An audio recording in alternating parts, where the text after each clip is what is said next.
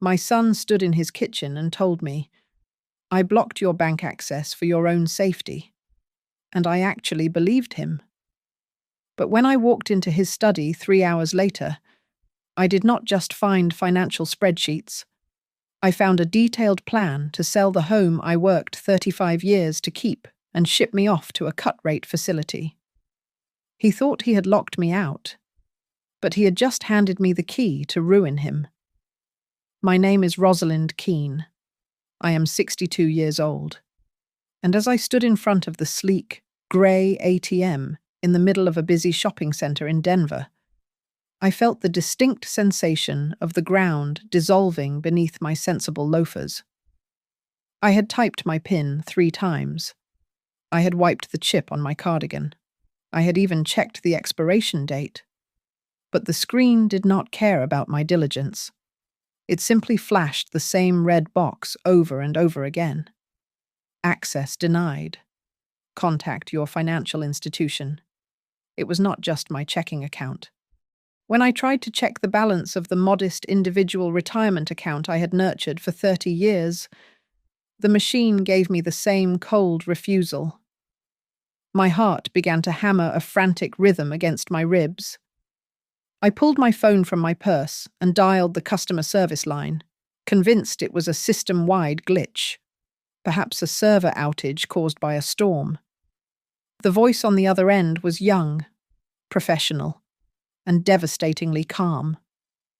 She told me there was no technical error. She said, "Mrs. Keene, your online credentials and withdrawal privileges have been suspended administratively." When I demanded to know who could possibly have the authority to lock me out of money, I had earned scanning invoices and balancing ledgers for 3 decades. She answered without hesitation. It was the authorized agent on the account, Mr. Ethan Keene.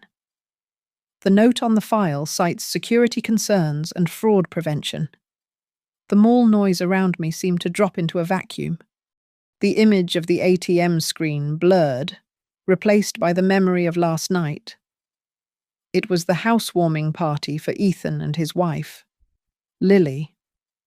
They had just bought a sprawling property in a new development south of the city, the kind of place with a 2-story foyer and a kitchen island the size of a sedan.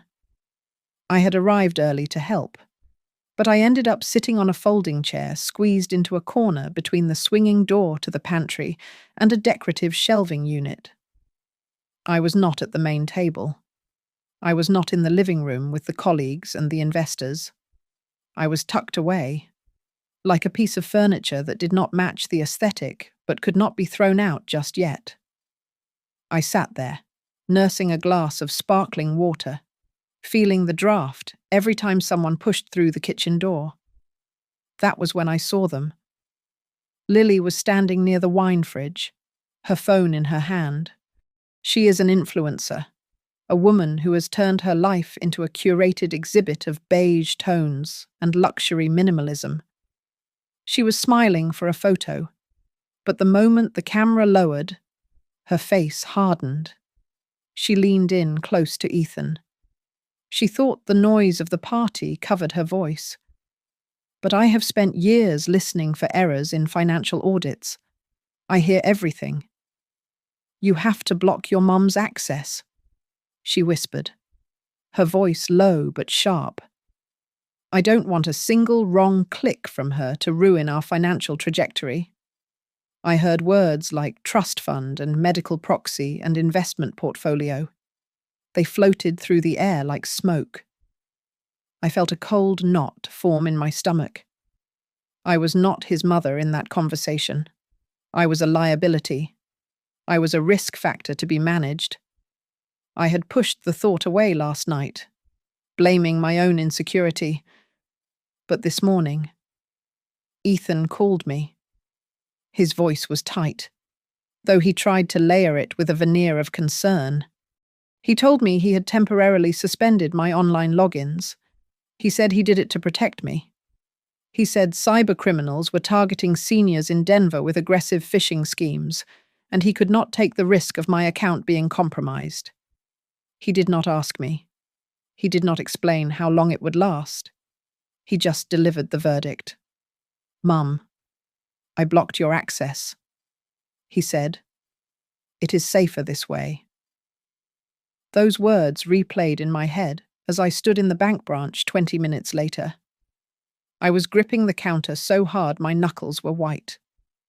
The personal banker, a woman who looked no older than 25, turned her monitor slightly so I could not see the details, but she confirmed the worst. She told me, "The recent power of attorney documents on file grant Mr. Keene full administrative control over digital assets and security protocols." She paused, then added, "They were signed electronically just 4 days ago." I felt the blood drain from my face. I had not signed any legal documents 4 days ago. I had been home, watering my hydrangeas and reading a paperback novel. I told her. I never signed anything. She looked at me with a pity that felt worse than the rejection. She said, "The digital signature was verified through your email and two-factor authentication from a recognized device." I walked out of the bank and into the parking lot. The Colorado sun was bright, but I was freezing. I stood next to my 10-year-old sedan and looked at my hands. They were trembling. I realized then that Ethan had not just blocked a debit card. He had not just changed a password. He and Lily had systematically revoked my permission to be an adult in my own life. They had decided I was done. They had decided I was a child to be managed, a resource to be harvested and controlled. And as I stood there, clutching my purse, I realized the most terrifying part was not that the money was inaccessible. It was that, legally, on a screen, I could not see. I had apparently agreed to my own erasure. I am 62 years old, and I have been a widow for 7 years. For more than 35 of those years. I drove the same route every morning to the Northwind Community Clinic here in Denver. I was not a doctor or a nurse. I was the woman who sat behind the frosted glass partition in the back office, handling the billing, the payroll, and the patient accounts. I balanced ledgers down to the penny. I chased insurance companies for reimbursements that kept our doors open. I was good at my job. I understood money when it was printed on paper, when it was a physical thing you could count and stack and deposit. My husband, Daniel Keene, was a plumber. He was a good man with rough hands and a gentle laugh, the kind of man who could fix anything in the house but could never quite fix the ache in his own back after a long week. He died in a worksite accident 7 years ago, leaving me with a quiet house and a modest life insurance payout that I was terrified to touch. After Daniel passed, I did not just keep my job at the clinic. I took on extra work. I spent my evenings and weekends keeping the books for 2 local churches and a small non-profit that rescued stray cats. I did this because I wanted to make sure Ethan, our only son, never had to take out a student loan that would cripple him before he even started his life. I remember nights when the house was cold to save on heating bills. Ethan would sit at the kitchen table, doing his homework under the yellow buzz of the overhead light. We were cramped in that little house. Books were piled on every surface because I could not afford new furniture, but I could always afford library fines. I remember him looking up at me once, his eyes bright and determined. He told me, "When I grow up, I'm going to buy you a house with a kitchen so big you'll need a map to find the refrigerator. You'll never have to worry about a heating bill again." That promise kept me warm for a long time. But promises fade when the house gets quiet. After Daniel died, the silence in the hallways became a physical weight. My friends drifted away to retirement communities in Florida or Arizona. My colleagues at the clinic got younger, talking about apps and influencers I did not know. I found myself spending my evenings staring at my phone, watching the live streams my daughter-in-law, Lily, broadcast to her followers. I would watch her tour her immaculate living room or unbox expensive skincare products, just hoping to catch a glimpse of Ethan walking through the background. It was pathetic, perhaps, but it made me feel like I was still part of his world. I am not ignorant, but I am old-fashioned. I use email. I can navigate a spreadsheet better than anyone I know, but banking on a phone screen always made me nervous. It felt too invisible. That was why I was so relieved when Ethan offered to help. He told me, "I'll set up the apps for you. Mum, I'll simplify things so you don't have to drive to the branch in the snow." When he sent me documents to sign electronically, clicking a yellow button in an email, I did not read every line of the fine print. I thought I was helping him with paperwork for his mortgage, or perhaps updating my own beneficiary information. I remember the afternoon he sat at my dining table, drinking the coffee I made him, and explained the concept of a living trust. He held my hand. He looked me in the eye with the same earnestness he had as a boy. He told me, "Probate court is a nightmare that will eat up everything Dad and you built. Putting the house and your accounts into a trust is the only way to protect you, to ensure the state can't take anything if you get sick." I trusted him. I signed where he pointed. I should have seen the signs. I should have noticed how Lily stopped asking about my garden and started asking about my long-term care insurance. I should have paid attention when she mentioned, "Nursing homes are becoming so expensive. It might be efficient to liquidate assets early." Whenever I tried to bring up these comments to Ethan, he would look away, focusing on his phone, mumbling, "Lily is just a planner. Don't worry about it." I sat alone at my small dining table, the wood scratched from years of family dinners that no longer happened. A pile of paper bills and receipts lay in front of me. I looked at them, and then I looked at the black screen of my tablet. I had spent my life believing that if you worked hard and paid your debts, you were safe. I believed that raising a child with love meant they would return that love when you were old. I was wrong. I had handed my son the keys to my life because I thought he was opening a door for me. I did not realize he was locking me inside a room where I no longer had a voice. My entire financial existence, every hour of overtime I had worked, every sacrifice I had made, was now trapped behind a password I did not know, controlled by a son I apparently never really knew at all. I drove to the building that had been my second home for more than 3 decades, desperate for a familiar face. I needed someone to look at the confusing stack of paperwork I had printed out at the library and tell me I was overreacting. But when I pulled into the parking lot, the familiar blue sign of Northwind Community Clinic was gone. In its place stood a sleek, silver monument to corporate medicine labelled Horizon Vantage Health. The windows were tinted dark, and the receptionist who looked up as I approached the glass doors was not my friend Sarah. She was a stranger in a crisp uniform who told me, "Previous personnel records are confidential. I can't help you without an appointment." Defeated. I retreated to the coffee shop across the street. It used to be a diner where we grabbed greasy spoon breakfasts after night shifts. But now it was an artisanal espresso bar with exposed brick walls and overpriced pastries. I found a small table in the back and spread my papers out, my hands shaking as I tried to log into my old email account on my phone. The screen was too small, my fingers were too clumsy, and the tears I had been holding back were starting to blur my vision. Rosie Keane.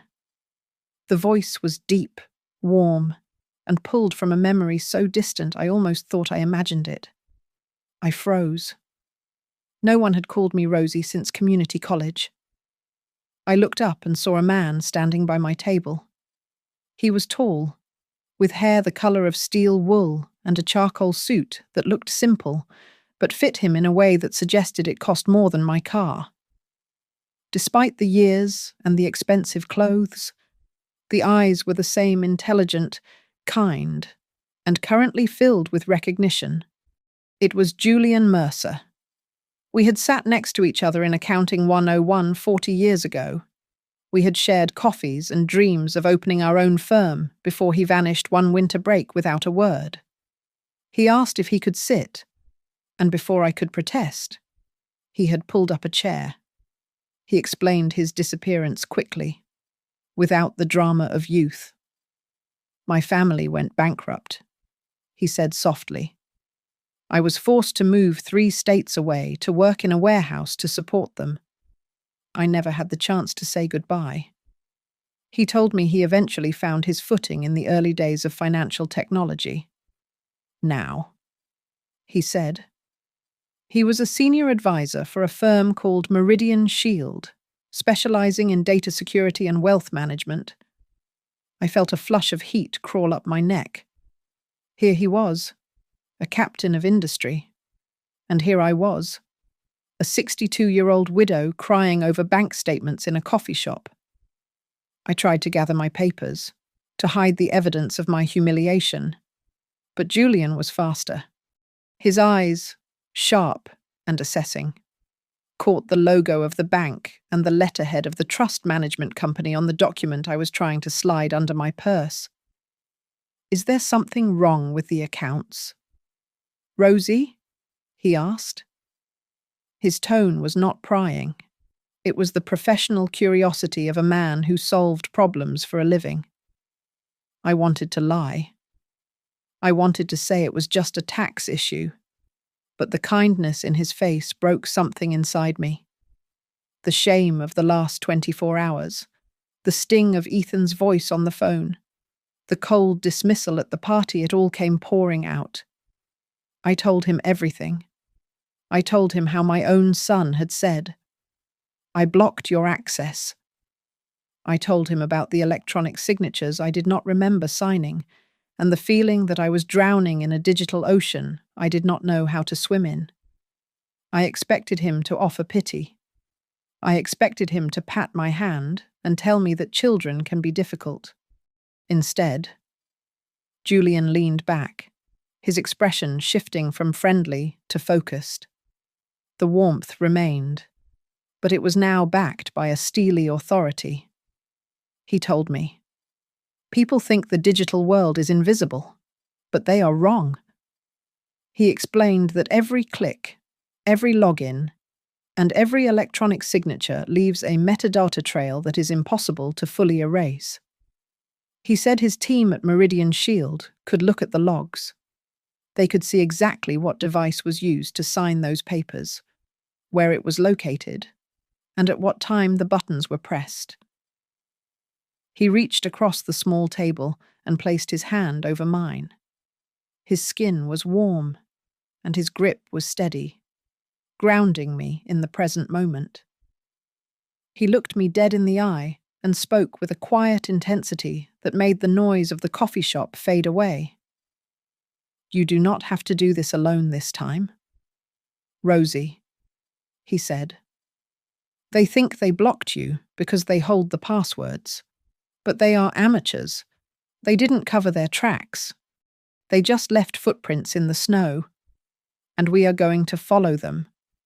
The headquarters of Meridian Shield was a fortress of glass and steel that seemed to pierce the Denver sky. It was nothing like the Northwind Community Clinic, with its scuffed linoleum floors and waiting room magazines that were 3 years old. This place smelled of ozone and expensive coffee. I felt small and grey in the lobby, clutching my purse like a shield, until the elevator doors opened and Julian stepped out. He did not send an assistant. He came himself, wearing that same calm authority that made the security guards straighten their ties. He guided me through the security gates and up to a conference room that overlooked the entire city, a city I suddenly felt I no longer understood. Inside, 3 young people were sitting around a long table covered with laptops. They did not look like detectives from the television shows I used to watch with Daniel. They looked like college students, dressed in hoodies and t-shirts. But when they spoke, their voices were sharp and precise. Julian pulled out a chair for me at the head of the table and nodded to the woman on his right. She tapped a key, and a timeline appeared on the large screen on the wall. She pointed to a series of red dots. "These are logins to your retirement account and your primary checking account," she explained. "Are you typically awake and conducting banking transactions at 3 o'clock in the morning?" I shook my head. "I'm usually asleep by 10. She nodded.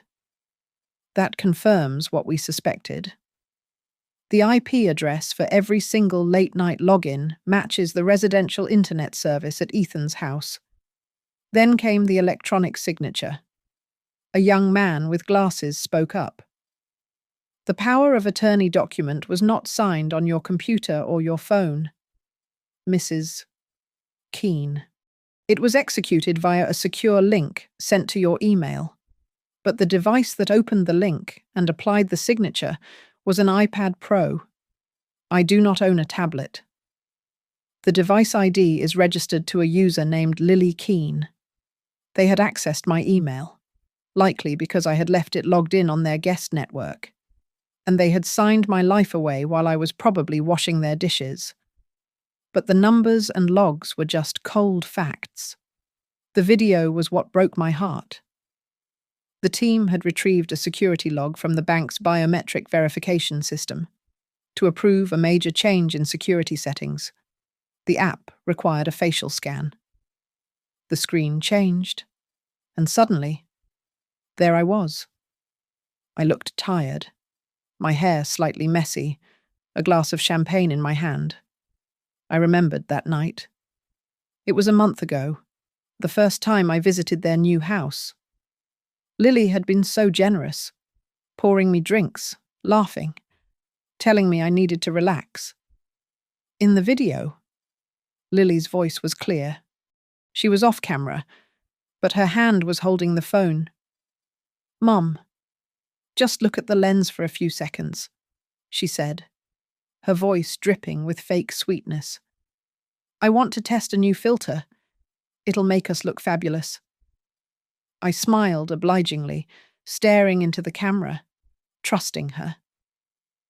The system flashed a green check mark, and the video ended.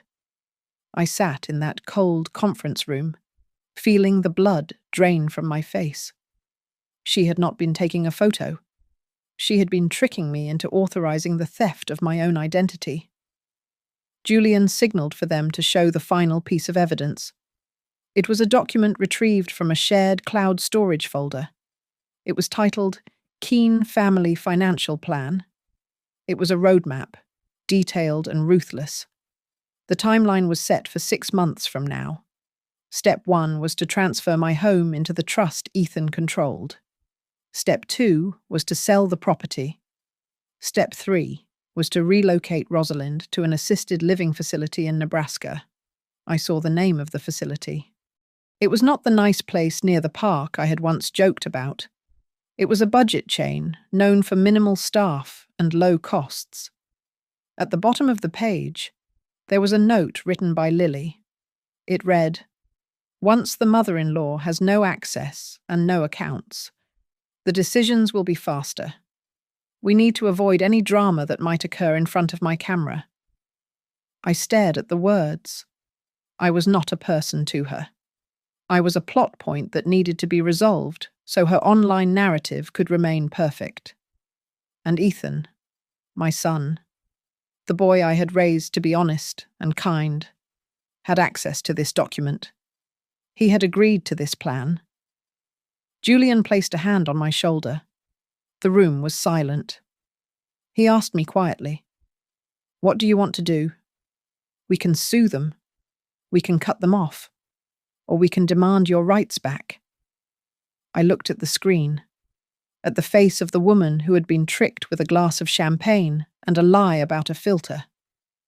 I took a deep breath, and for the first time in days, my hands stopped shaking.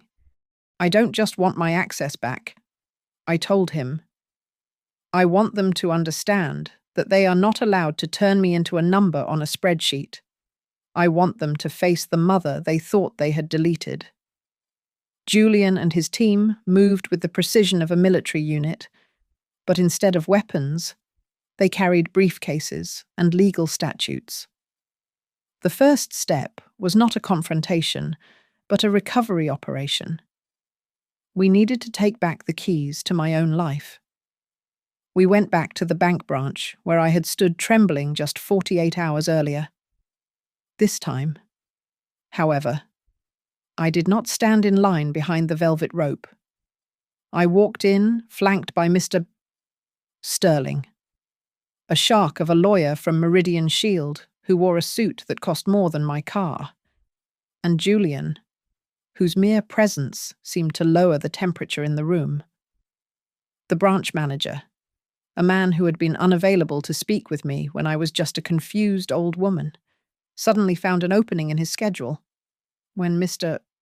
Sterling placed his card on the mahogany desk, the air shifted. We did not ask for permission. We issued instructions. We demanded a full reset of my credentials. We filed a formal revocation of the power of attorney based on evidence of fraudulent misuse. And, most satisfying of all, we demanded a temporary freeze on the trust account holding my house title, pending an internal fraud investigation. The manager was sweating as he typed, assuring us that Mr. Ethan Keene would not be notified of the investigation until the preliminary review was complete. My son was still living in his illusion of control, unaware that the ground beneath him had been hollowed out. The next few days were a blur of education. I sat in Julian's office, feeling like a schoolgirl again. But this time the subject was my own survival. Julian was patient. He handed me a tablet, a sleek black slate that terrified me, and told me, "This is your new ledger, Rosie." He sat close to me, smelling of sandalwood and old paper, and taught me about two-factor authentication. "Think of it like a deadbolt for your digital life," he explained.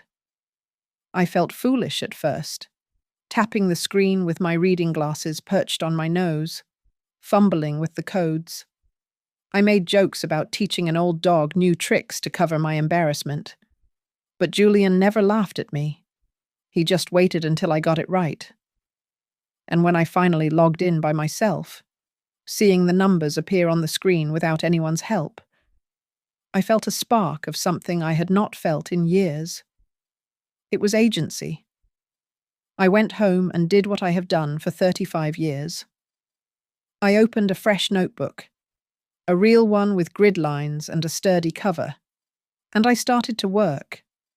I cross-referenced the digital records on the tablet with my handwritten notes.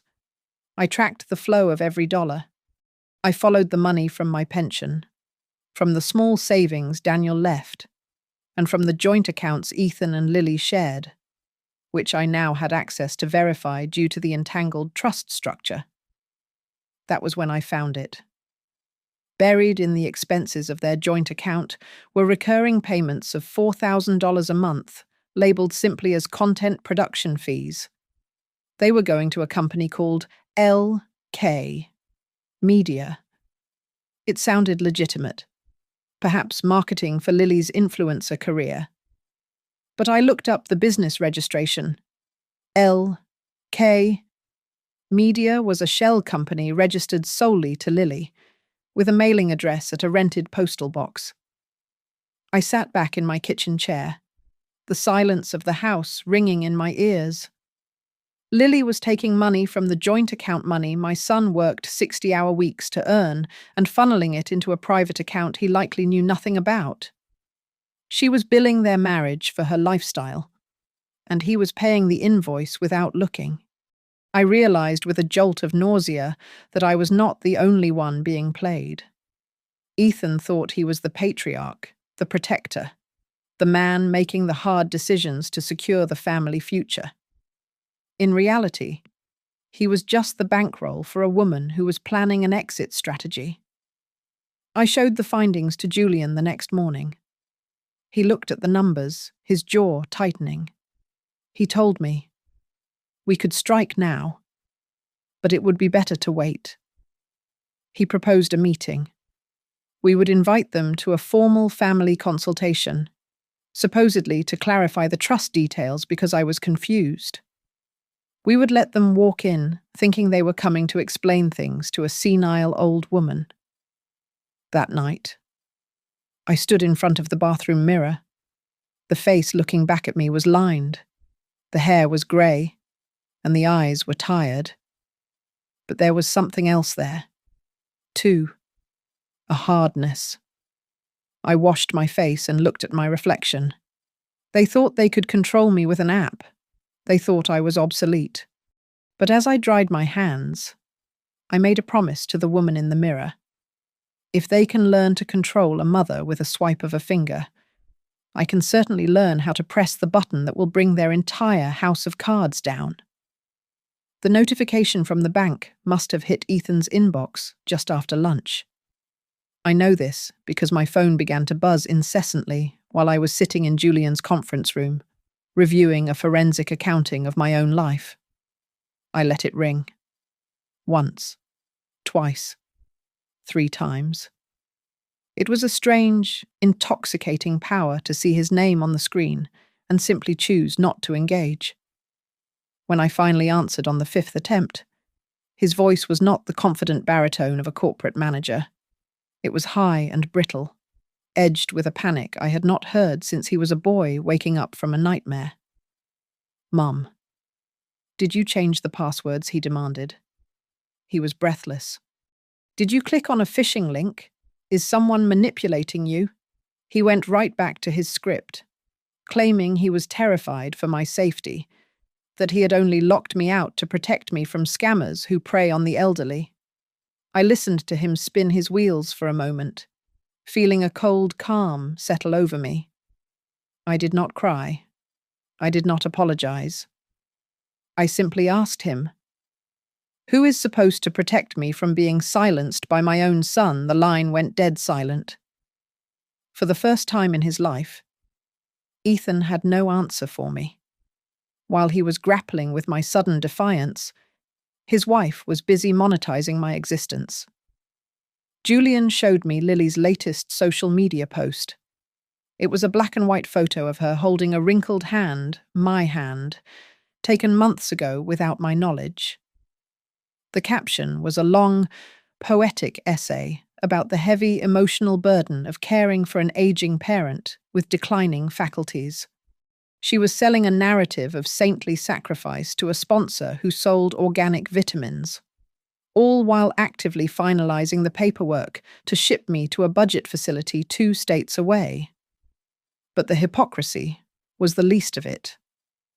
The team at Meridian Shield had dug deeper, and what they found made my stomach turn. They uncovered a secondary bank account in Lily's name at an online-only bank that did not require physical branches. The statements showed a steady hemorrhage of funds. There were transfers from the joint account she shared with Ethan, which I expected. But there were also smaller, irregular transfers that traced back to the cash reserves of the trust holding my house. She was siphoning off the equity of my home before it was even sold. Then came the chat logs. Julian hesitated before showing them to me, his face grim. They were recovered from a cloud backup Lily had carelessly left synced to the family iPad. She was messaging someone saved simply as J. The tone was intimate and conspiratorial.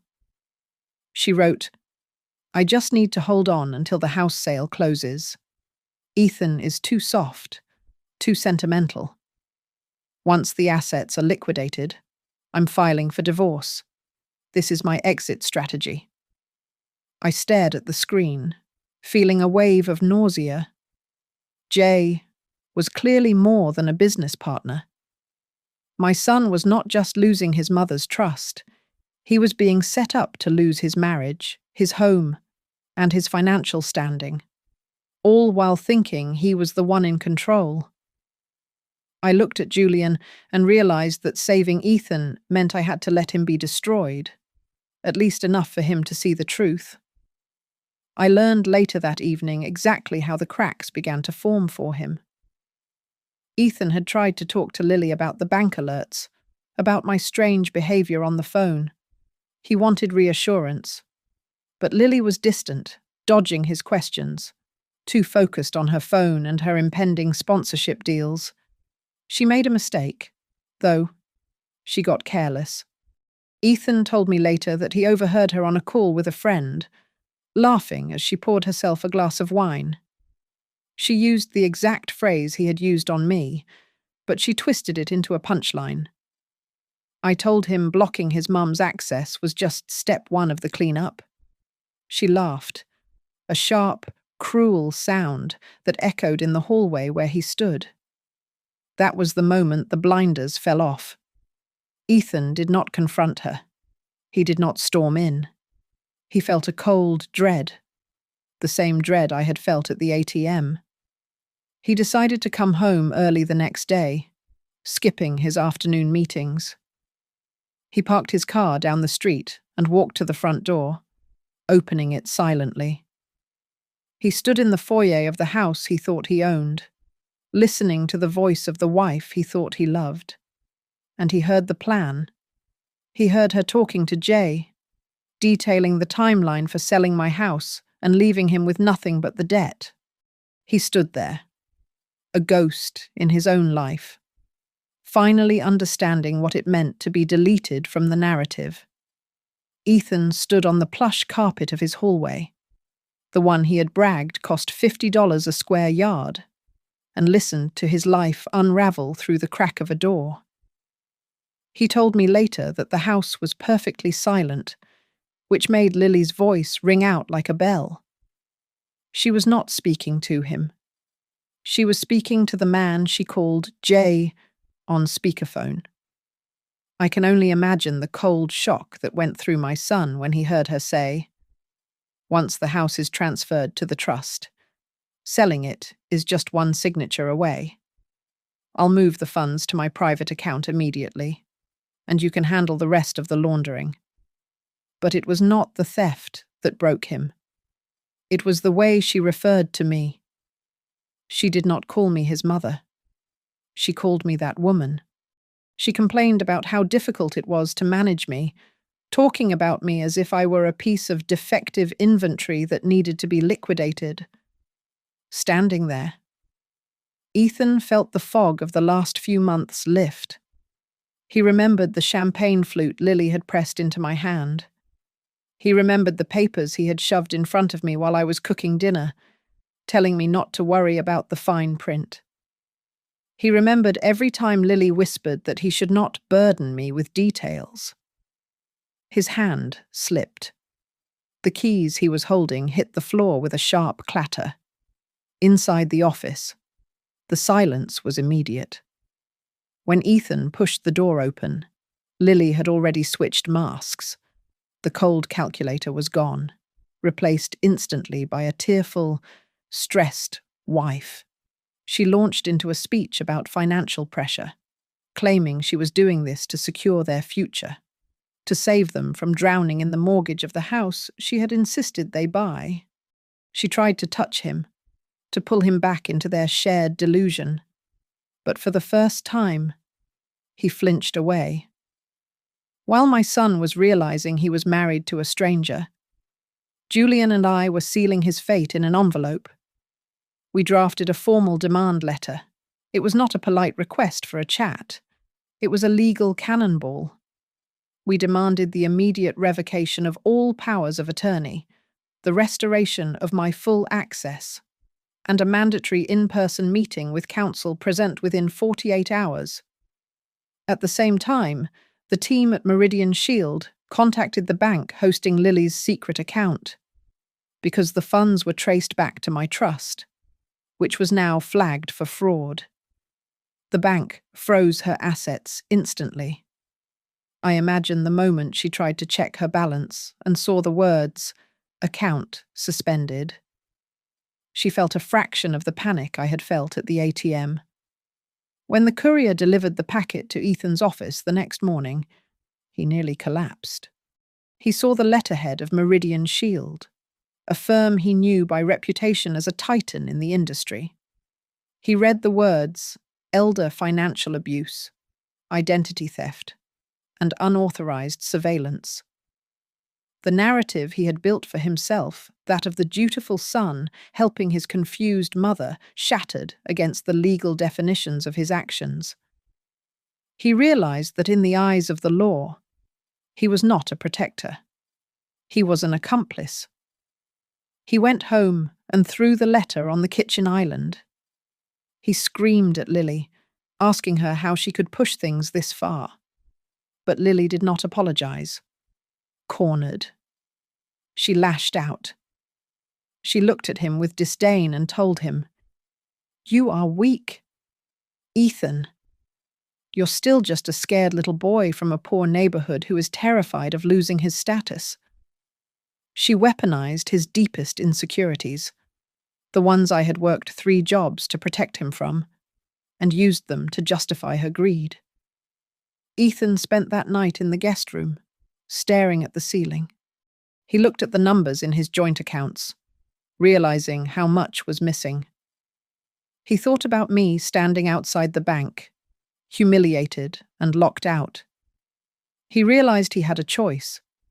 He could hire a lawyer to fight me and protect his reputation, or he could walk into that meeting and hear the full truth, no matter how much it hurt. Julian warned me as we prepared the conference room. "Be ready," he said, "for the possibility that Ethan is coming to this meeting to defend himself, not to apologize. Fear makes people do ugly things." I looked at my hands, steady on the mahogany table, and nodded. I accepted that he might come as an enemy, but I promised myself that for the first time in years, I would not make myself small to make him feel big. If he wanted to fight, he would have to look me in the eye when he did it. The conference room at Meridian Shield felt less like a place of business and more like a courtroom where the judge and jury had already made up their minds. On one side of the table sat Ethan and Lily, flanked by a lawyer who looked like he was barely out of law school. On the other side sat Julian, Mr. Sterling, and me. The table between us was a vast expanse of polished glass that reflected the tension in the room. Ethan would not meet my eyes. He stared at his hands, which were clasped tight enough to turn the knuckles white. Lily, however, sat with her chin up, radiating a brittle defiance, as if she were waiting for the cameras to start rolling. Mr. Sterling did not waste time with pleasantries. He opened his laptop and connected it to the wall monitor. He laid out the timeline of the abuse with surgical precision. First came the unauthorized use of the power of attorney. Then came the video. Seeing myself on that screen again, smiling vacantly while Lily tricked me into bypassing the bank's facial recognition security, made my skin crawl. Then came the logs of the late-night logins. Finally, he displayed the transfer receipts, showing money moving from the trust into a hidden account under Lily's maiden name. Lily tried to interrupt.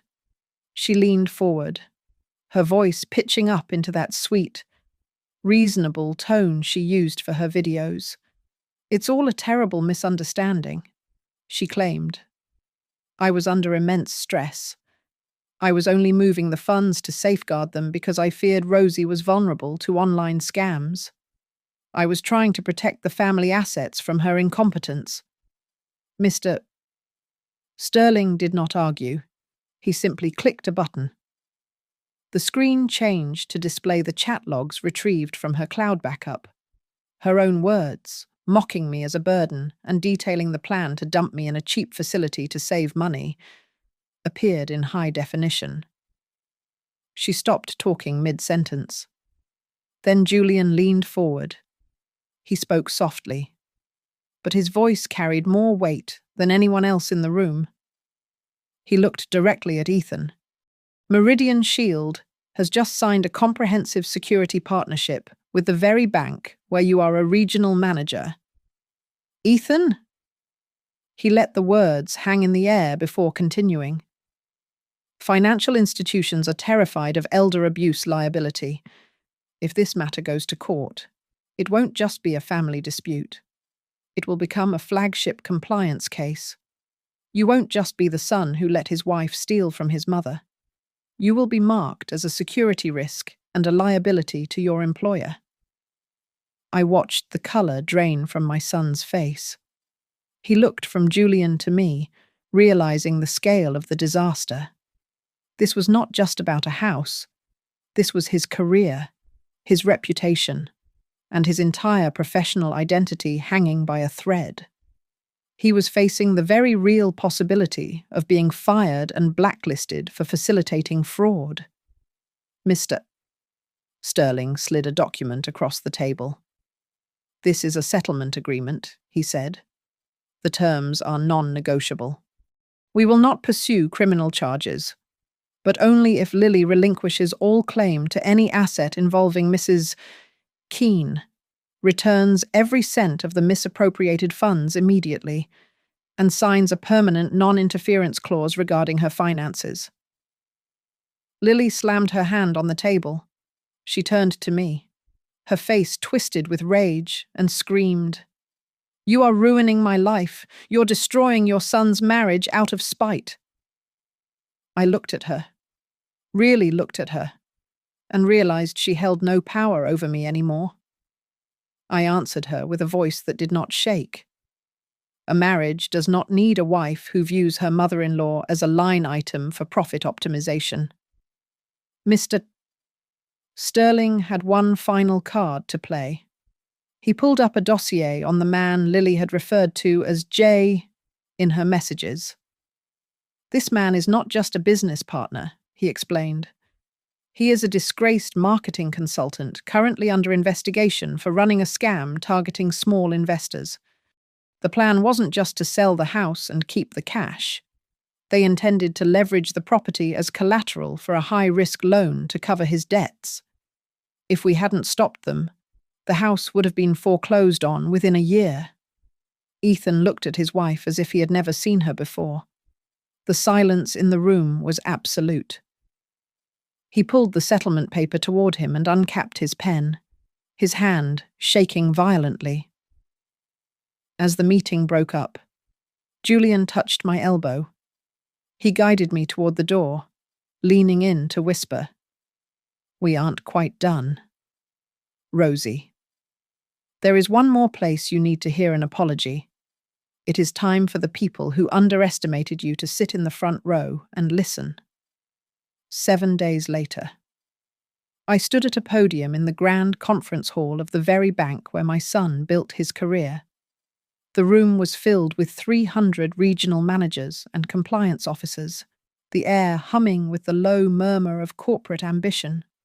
Julian had arranged for Meridian Shield to present a keynote on the rising tide of elder financial abuse, and he had decided that a case study was more powerful than a spreadsheet. He did not put my name on the screen. He simply introduced me as a client who had survived a systemic failure of security. I adjusted the microphone. My hands were steady this time. I looked out into the crowd and found Ethan sitting in the 4th row. He looked pale, his tie slightly askew. A man waiting for the ceiling to collapse. I did not look away. I told the room my story. I described the cold wind in the parking lot of the shopping centre. I described the red box on the ATM screen. I told them exactly what it felt like to call customer service and be told that I was no longer authorized to view the money I had spent 40 years earning. Then I quoted the line, I let my voice carry to the back of the room, clear and unshakable. I told them my son had said to me, "Mom, I blocked your access. It is safer this way." The silence that fell over the room was absolute. It was not the polite silence of an audience listening to a speech.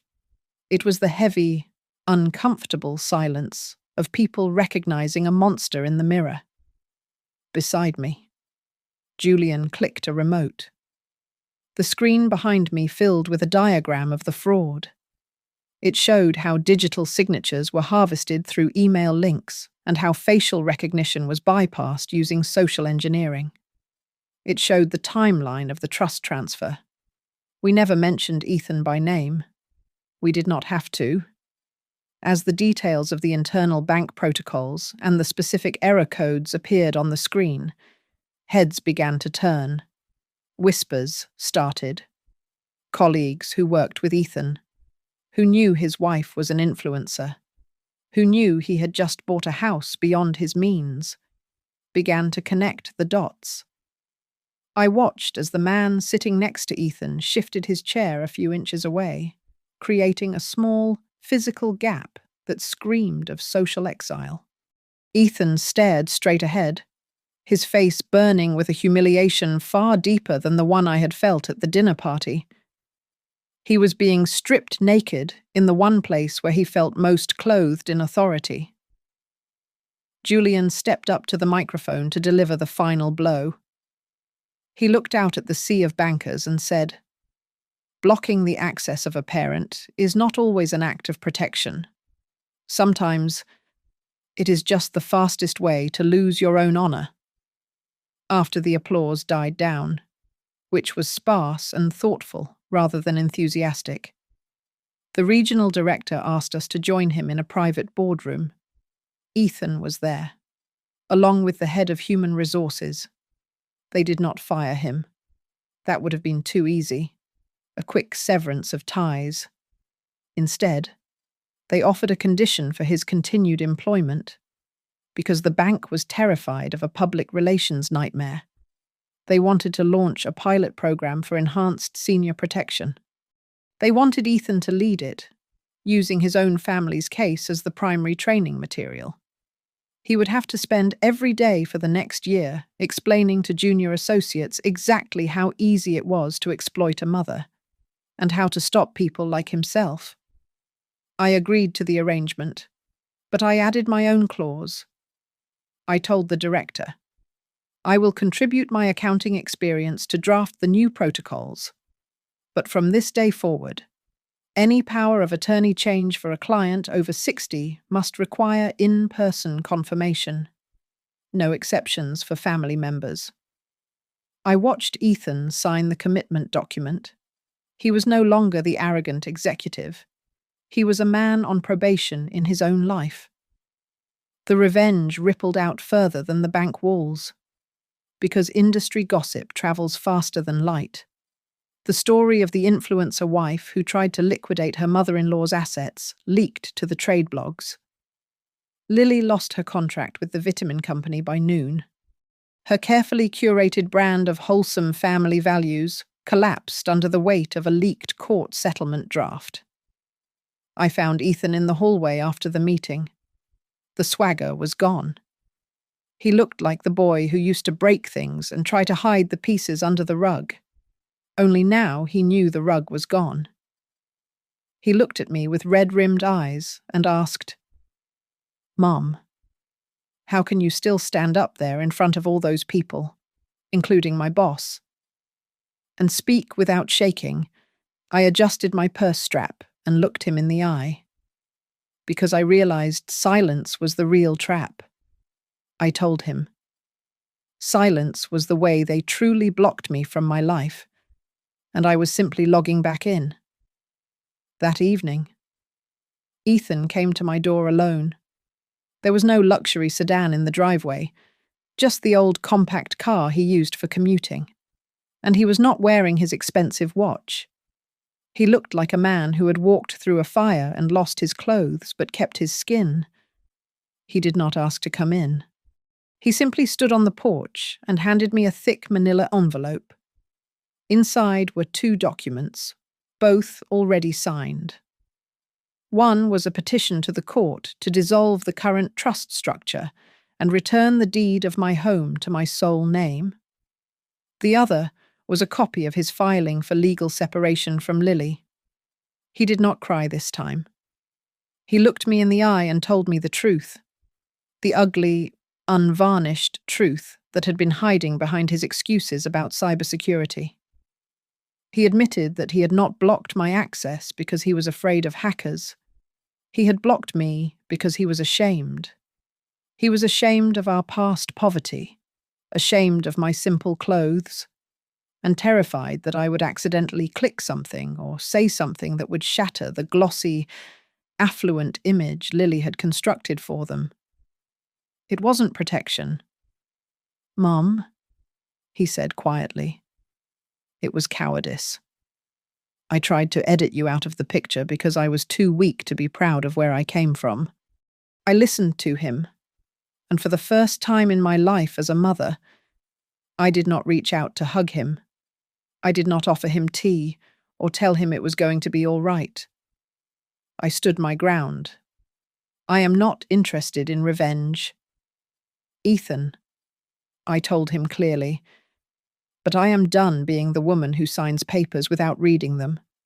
If you want to be in my life, you will have to earn your place, not as my son, but as a man who respects me." We established new rules right there on the porch. Financial transparency. No more vague promises.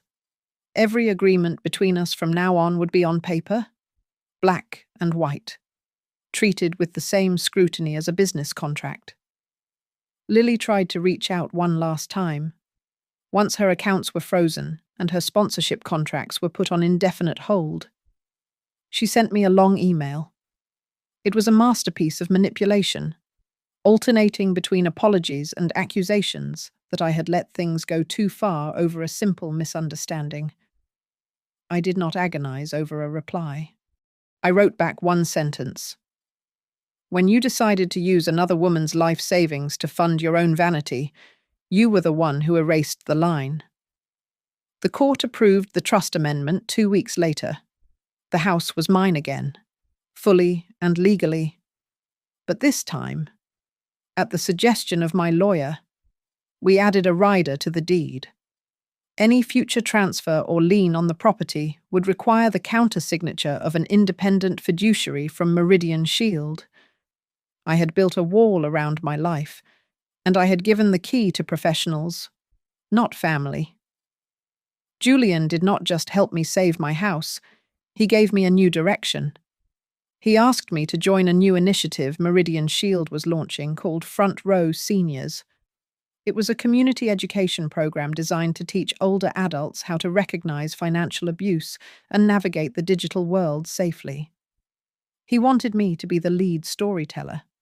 The first time I stood in front of a classroom at the community center, I looked out at 20 faces that looked just like mine, hair the color of steel and silver, hands showing the work of decades. I told them about the ATM. I told them about the feeling of being deleted. And then I told them about the moment I decided I was done sitting in the back row of my own life. I realized then that the greatest revenge was not seeing Lily lose her contracts or seeing Ethan humbled. It was refusing to let them define my value. Ethan is slowly rebuilding. He comes over for dinner on Sundays, and we talk about books and politics, but we do not talk about money. He is learning to be a son again, not a manager. Lily faced legal penalties and is currently working a retail job while dealing with the divorce proceedings. She has become an anonymous cautionary tale in my seminars, a ghost story I tell to warn others.